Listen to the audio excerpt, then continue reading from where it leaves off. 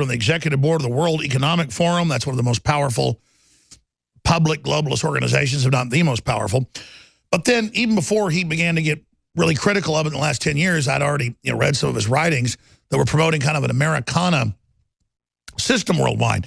But since he's been joining us the last year and a half, wow, what a great asset to have join us, because he predicted the beginning of the breakup of the EU many years ago. We're now seeing that accelerate. I want him to chronicle, since he last joined us a few months ago, what's happened since then.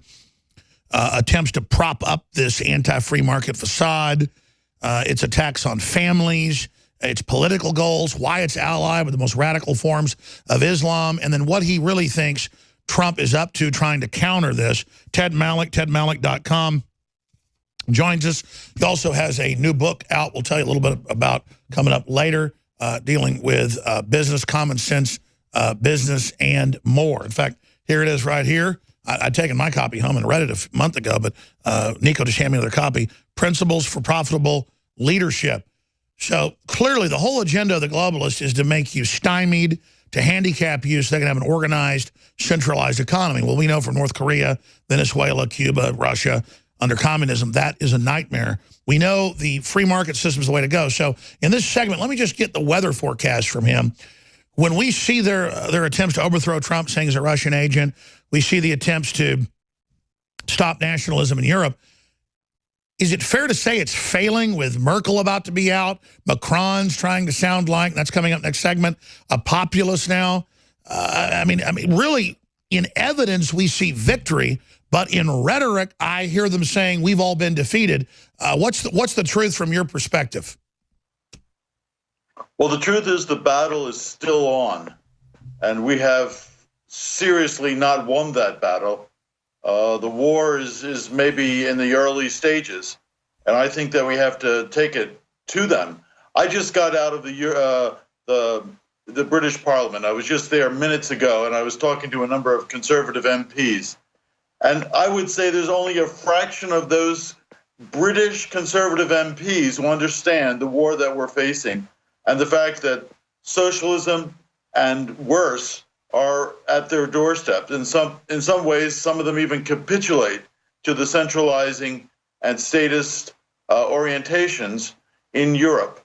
So it's a fraction of conservatives, frankly, that know what we're up against, whether it's in the United States, in the Republican Party, or in the Conservative Party of Great Britain. When you get to the continent in Europe, it's even a smaller number. So we're fighting the battle, but the war is still very much on. And I just heard your last segment to tie into it, Alex. The war is also on in the culture. It's not just in politics. This globalist orientation is out to destroy our families, destroy our cultures, and I've written about this recently, to take away the entire virtue of manliness.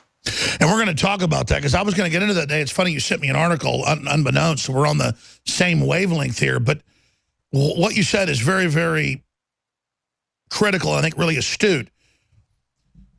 Yes, it's a tiny minority of leadership against corrupt authoritarian globalism, but all over the world, it's super hot and people are hungry for it. It's like, there's the market. People want it. It's good. It makes sense. It works the best. It's been tested over and over again. But then there's not that many high priest of it, is what's funny. And so many people buy into the globalist model, they think cozying up to it will give them personal power. From a Machiavellian perspective, and I'm not saying this to be Machiavellian, it's just true, the greatest place to get personal success and power, and morally so, help people, would to get back into Americana, free market, and anti-authoritarian globalism. I mean, it's crazy. It's super hot. Trump gets it. He's leading it. But there aren't other people jumping on board, even though the population's ready. I agree. Peter Thiel, who's quite an astute observer and, of course, a very wealthy Silicon Valley investor, said that there's a bull market in free market politics, and we have to ride this bull market. And I think Trump is doing precisely that. It's a very critical juncture this week in the United States. The Brexit decision is actually at a critical turning point in the next month. And in Europe, there are a number of political elections coming up early in the next year in Italy and in other countries where we can take this fight to them and move it to the next level. You're the expert in Europe, and again, your degree and your whole background is understanding communities and global markets and how they all tie together as international political economy, geopolitical economy system, and understanding those interactions. But you see Italy voting against EU expansion. You see France politically moving away. You see Merkel in deep trouble. You see Czech Republic voting to be anti-globalist. You see Austria voting in a patriot. I mean, and it goes on and on. I mean, that's what I'm saying. All the indicators show win, win, win. Right. If you look at the barometers, there's a lot of wins. That's not to say that we've, again, won the war. And it's not to say that, the EU is not going to fight back, that there aren't globalists, I mean, all over the place, in the media, in politics, in the culture. So by no means is this a done deal. It's just that the tide is flowing out. And Trump and Brexit are, frankly, the bellwethers when it comes to that tide. So we need to keep pushing every front. We need to defend the family. We need to defend religious institutions across the board, no one denomination, all of them. We need to defend our civic associations. We need to defend our free schools. We need to defend our free-thinking think tanks, particularly those that favor free market-oriented policies. And we need to basically, I want to challenge your audience, we need to buy and shop at those companies that are part of a domestic supply chain. And what you just said is the total revolution. Spend some time on that before we go to break. Economically, voting with your dollars, that's one of the greatest powers we have. Indeed, we have the wallet. And I'm not saying we need to boycott everything or we need to use all the tricks of the left. But yeah, nobody's perfect, but just be conscious of your power. You had a great segment. You just talked about Disney and other companies that are exploiting young children. Well, let's teach Disney a lesson. Well, I want to hear about this. We got a minute till break. How do you think we do that, sir? Well, I think we look at the businesses where Disney is doing those things, and we basically say we're not putting up with that any longer. We're not buying the books that they put out. We're not attending the movies that they want us to attend. We're not going to watch their channel. We're going to turn it off. And maybe parents can take control again. I mean, it sounds like a really radical idea. Maybe we can have in loco parentis again in families, and parents can be parents for a change. And can you believe in 2017 that's a radical statement? I mean, wow, how far we've slidden. The book is Common Sense Business, Principles for Profitable Leadership. I learned so much from the book. You can get it obviously everywhere, but I wouldn't get it from Globalist Combines. I'd buy it directly from his site or your local bookstore, because if you don't keep those places alive, they're going to have one big giant monopoly over us all. So we'll be right back with Mr. Malek straight ahead. You know, going back 10 years ago out here, the war on Christmas, and I think, oh, that's made up. And I did more research, so I found they were like banning people handing out Christmas cards at schools. Well, that's your First Amendment right. It's not the school that official religion. And then now it's just everywhere, the demonization, the attacks. By the way, speaking of disinfo, you can't find anywhere where I said that there are slave colonies on Mars. I don't believe any humans have been to Mars. I believe we sent rovers to Mars. I never said that. I said we didn't have a moon mission. I've had dinner with, I've hung out with Buzz Aldrin, had him on the show. I believe we've been to the moon. He told me they had a lot of secret stuff that he couldn't talk about, and later that came out in the news. The reason I raised that is they just brought in these stacks of news. I saw this yesterday and didn't respond, but I guess they've put it now in hundreds of publications, so now it's a new big push, so I should respond just briefly. This is out of the New York Daily News. This is International Business Times. It's a bunch of others. Alex Jones claims Las Vegas massacre was phony. Alex Jones suggests the Vegas massacre was fake. I did not say that. Zach, who was in Army Special Operations Command, and I've confirmed who he is, and we've actually been contacted by the feds over it. I'm not supposed to get into it. This is not a Netflix series, okay? This is actually the real deal, okay? Because it's true. They don't just come kill you. They ask you to stop talking about it. Just like Stranger Things or something. Zach, we know who Zach is. He sent us his info months ago. I looked up who the caller was, Couldn't believe it. The voice matches, did a Skype with him to confirm it. And he's telling us what really happened in Vegas and how it was this Islamic civil war and what Trump was doing next. The FBI came and grabbed him. He's now left the country. He's part Muslim. His mother was Muslim. I'm not going to say who he is. He's actually been in the news before as a famous intelligence analyst and army, hero and stuff. And so I'm explaining that the official story of it being one lone guy is his phony's a $3 bill. They just come out, edit it together, and say that I said it didn't happen. This is what they do. But clearly, they're major league threatened by this. So I want to say, I don't know anything else that Zach told me off air, because I don't let people tell me secret stuff off air. If you're going to say it on air. But he didn't say anything secret. He gave his opinion as a citizen of what's happening. He's now left the U.S. We checked the caller ID. We've got that on the phone system. He called from Morocco. So this isn't make-believe. This is the real show where we have guests that flee to Morocco, okay?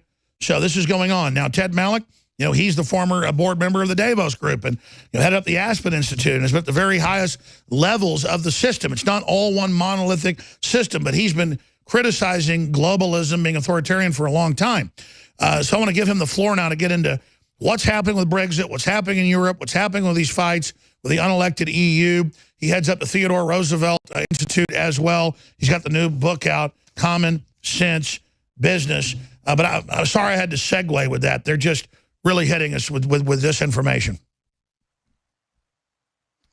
Well, what's happening in Europe is clearly that nation states are trying to reassert their influence and their importance in this era of a new world economic order and of globalism.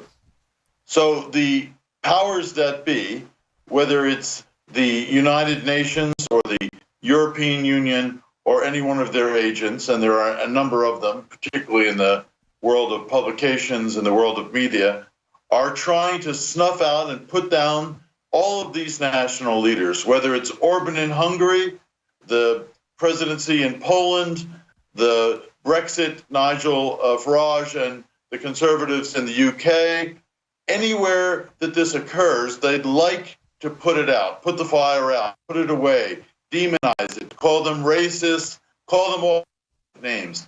But the fact is that this is a growing crescendo, that this ball is like a snowball rolling down the mountain. And more entities, more and more people, more and more communities, more and more nation states are now saying we've had enough.